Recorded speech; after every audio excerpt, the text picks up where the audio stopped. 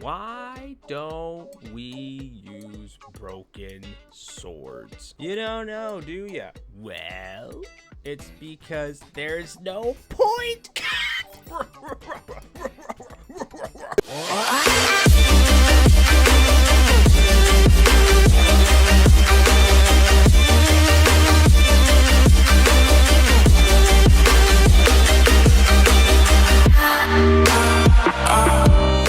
What's up, everybody? Welcome back to Blue Exit Gaming, and today we are playing Sword Art Online Fatal Bullet, and today we are going to be talking about how to upgrade memory chips and exactly what's the best way about going about these things. So the first thing that I want to go over is, what are memory chips? What the heck are these things? What do you do with them? What are they good for? How do I get them? Yada yada yada. Okay, I'm going to go ahead and just cover all of that in this video. So if you go to your character's inventory real quick and you go to, like, let's say my Air Ninja 3, right? So your memory chips are essentially these chips that are slotted onto your weapon. Depending on the rarity of the weapon, you will have a certain number of memory chips. So if I go to the very bottom here and I have like a common, commons don't come with memory chips, but if you go to, like, for instance, uncommon, you'll have maybe 3. You go to epic, it'll have 6 memory chips, and if we go to rare, it'll have 4. And so depending on the rarity, you're going to have a set number of memory chips that can be applied to those weapons.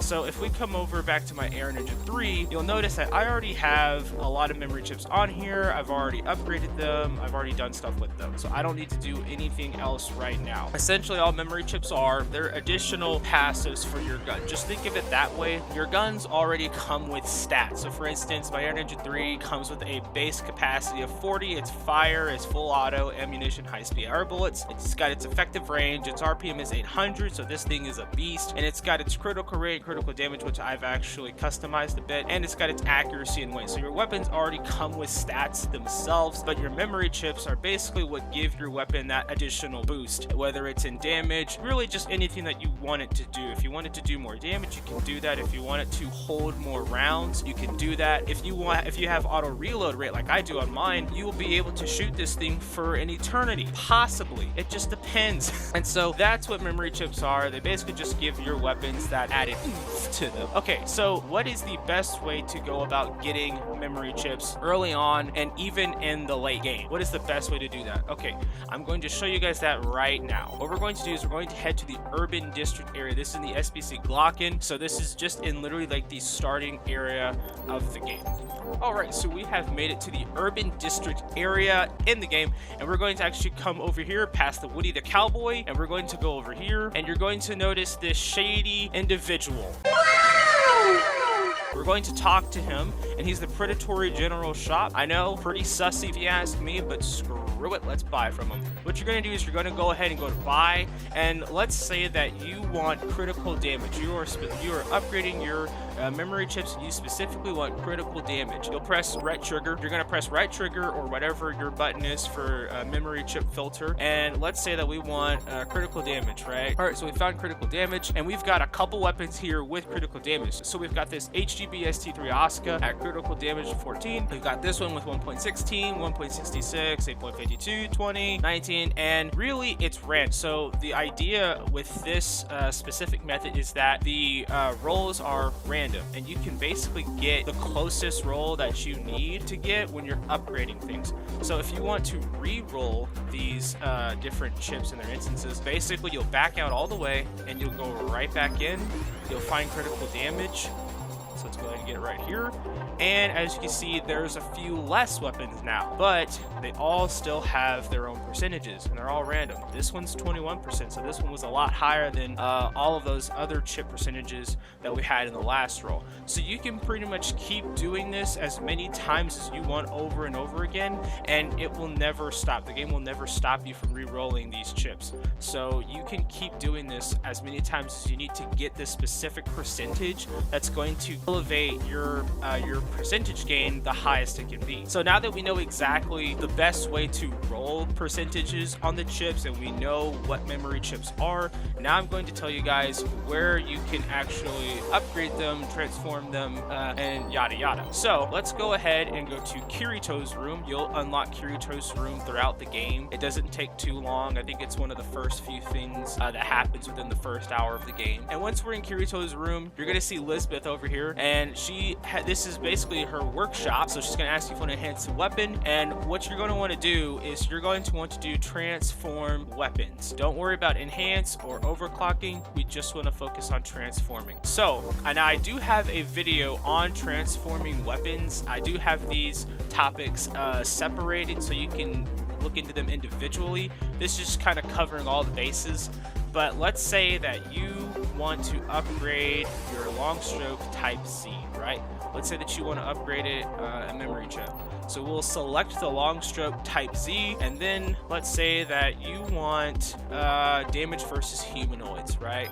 So we're going to go ahead and we're going to click on that, and now you're basically upgrading your long stroke type Z. So again, let's say that we want damage versus humanoids. Well, we already have damage versus humanoids on this long stroke type Z. So what's going to happen is we're going to select our damage versus humanoids. We're going to select the humanoids on our Spiral Shadow 2++, and what that's going to do is that is going to actually increase your long stroke type Z's percentage slightly a bit higher. Now in this particular instance, we wouldn't actually do this. If you were trying to upgrade your memory chip as much as or as fast as possible, you wouldn't do that. You wouldn't select a weapon with a lower percentage and infuse it with a weapon with a higher percentage. You wouldn't do that. Instead, what you really want to do is, since that's 19.83, what we can do is we can simply just find something with an irrelevant type to our weapon. So our weapon is not an optical weapon. The long strip is a physical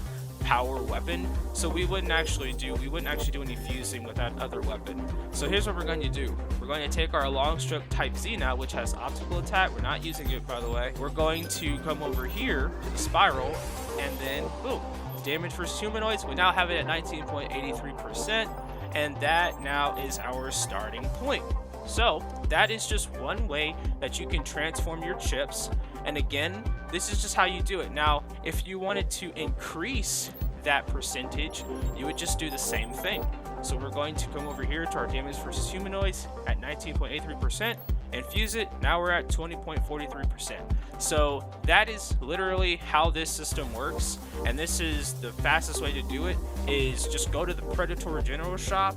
Go ahead and look for the specific chip that you need, or chips that you need to infuse your memory chips with.